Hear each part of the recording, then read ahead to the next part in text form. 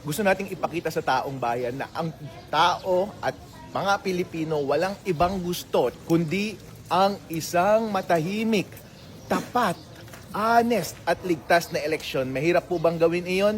Lahat po tayo gustong iyan. Wala pong dahilan para tayo magkasakitan. Hindi mo kailangang pumatay ng tao, manakit ng tao para manalo.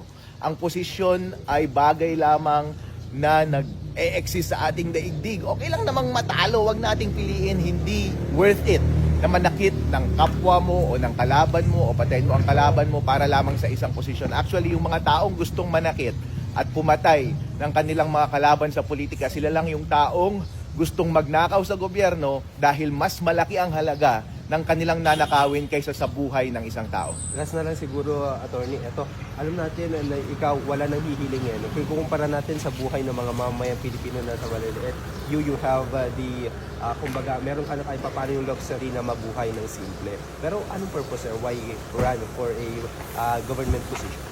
Exactly, natumpak mo, Bombo Radyo.